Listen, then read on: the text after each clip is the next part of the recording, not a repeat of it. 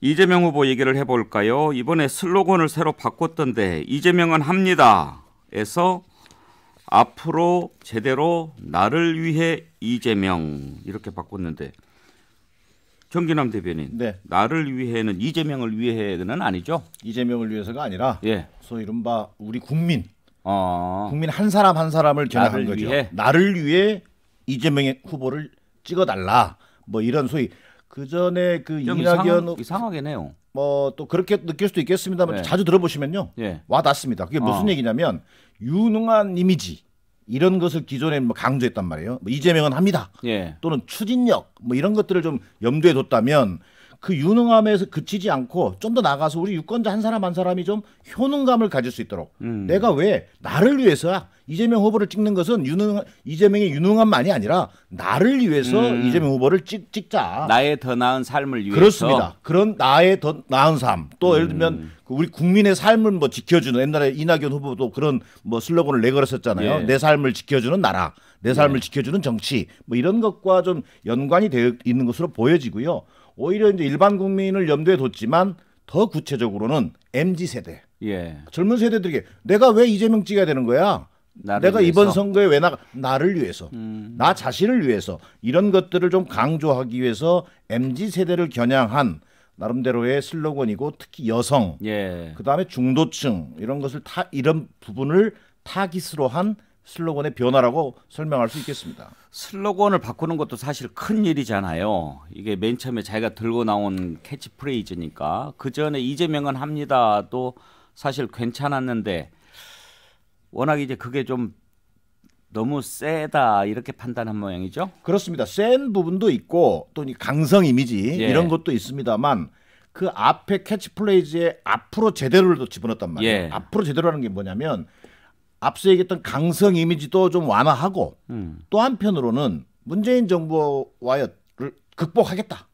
자, 앞으로 미래 비전, 예. 민생 현안을 가지고 제대로 하겠다. 문재인 정부가 그동안 여러 분야에서 다소 국민들의 마음에 들지 않고 실정했던 부분도 있다.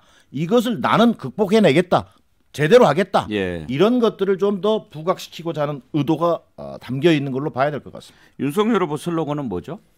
살리는 선대위. 아, 자영업자를 살리는 선대위. 예. 국민들의 길을 살리는 선대위. 소상공인을 살리는 선대위. 살리는 선대위. 왜 윤석열로 안 하고 선대위로? 아직은 선대위 단계의 뭐 캐치프레이즈겠죠. 뭐 그렇죠. 윤석열 후보 슬로건은 아직 안 나온 모양이죠? 거기서 뭔가 변형이 되겠죠. 예. 뭐 추가로 더 나올 수도 있겠는데 예. 그건 이제 홍보단위에서 결정해서 할 문제가 아닌가 싶고요. 예. 어쨌든 뭐 소상공인 자영업자 살린다, 국민들의 길을 살린다, 듣기는 되게 좋은 거 아닌가 싶어요. 보면 이재명 후보 새 슬로건 어떻게 평가하십니까? 이제 저는 반대쪽에 있잖아요. 예. 이제 한번 꿀밤을 한 대 때려주고 싶은데 반대쪽에 있을 때 평가를 잘해줘야 돼요. 아. 그래야 시청자들이 좋아해요. 아니야. 청취자들이. 아니야. 그 어떤 걸 좋아할지는 잘 모르겠습니다. 한번 들어보죠. 정기남 대변인 꼬시지 마. 나를 위한 이재명이 아니고 화천대유 업자들을 위한 이재명, 대장동 너무 업자들을 나갔고요. 위한 이재명, 뭐 백현동 업자들을 위한 이재명, 지금까지 전혀 호나이 김경진 업자들- 대변인답지 않은 평가였습니다. 특정 민간 업자들에게 이익을 몰아주기 위한 근데 이재명. 김영진 단장 얘기하는 거 보면 윤석열 후보 측에서는 예. 대장동에 많이 매달리기는 매달리는 그런 것 거. 같아요. 그거 하나만 보는 거 아닌가? 네, 거기에 매몰돼 있다는 느낌이 무슨 말씀을 들잖아요. 어제 틈 만나면 대장동 얘기만 해. 아니 예. 저게 상대방의 가장 큰 아킬레스건이니까. 아킬레스건이긴 하죠. 예, 이제 주기적으로 반복을 해드려야 된다라는 국민들이 잊지 않도록 그러니까 주기적으로. 토론 나와서 주기적으로 대장동 얘기하세요. 줄구장창해도 돼요. 아니, 좀만 기다려 할 거라니까 뭘 급해. 1월 10일이면 할 텐데 말이야. 뭘 기다려. 대장동으로 수도를 옮기겠다 뭐 이렇게. 아니 그래서 대통령 되실 윤석열 후보께서 엊그제 대장동 한번 갔다 오셨어요. 예. 그래서 미리 민정시찰 한번 하고 오셨고요. 근데 어쨌든 그런 것 같아요. 어제 이제 이재명 후보가 그 가령 부동산 공약을 발표했잖아요. 그러면서 양도소득세라든지 세제 혜택 다주택 보유자들에게 이게 듬뿍 줘서 예.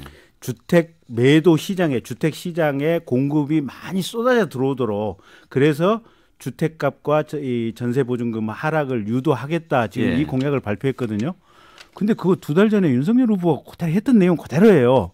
근데 그때 윤석열 후보가 발표했을 때는 민주당이나 이재명 후보 측에서 뭐라 그랬냐면 그래? 그럼 니들 부자 감세네? 세금 깎아주는 거니까.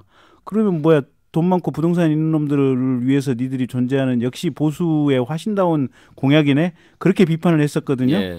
근데 그때 윤석열 후보가 아니 이렇게 세금을 깎아줘야 시장에 집 매물이 많이 나온다 이랬더니 어제 이재명 후보가 똑같은 얘기를 그대로 한 거야 보면. 자, 시간이 한 3, 40초밖에 안 남아서 네. 정기남 대변인 발언을 한 번만 들어보죠. 이낙연 후보에 이어서 이제 정석윤 후보가 후원회장을 맡으면서 이제 원팀을 넘어서 드림팀 됐다 이런 얘기 나오는데 후원회장은 선대위에서 무슨 역할을 하죠? 과거 대선 때는 사실 후원금을 모집하는 게 굉장히 어려웠었어요. 예. 그래서 후원회장이 또 어떤 그 연륜과 경험을 가지고 그 후원금을 모으는데도 역할을 하고 그랬었지만 지금은 거의 대부분 양당의 대선 후보들이 소액 다수의 뭐 후원금이 되게 이루어지기 때문에 예. 후원회를 통해서는 국민들에게 어떤 이미지로 다가갈 거냐 우리 후보의 이미지를 그런 것들을 좀 보완적 역할을 하게 되는 겁니다. 뭐 미국 이를테면 선거 보면 후원의 행사 그런 게 같은 걸 아주 통해서 중요한데. 특히 젊은 세대를 겨냥해서 많이 그런 이벤트와 기획을 할 걸로 보여집니다. 예, 오늘 여기까지 하죠. 두 분 수고하셨습니다. 감사합니다. 네, 1번지 똑똑 마칩니다. 전하는 말씀 듣고 2부에서 뵙겠습니다.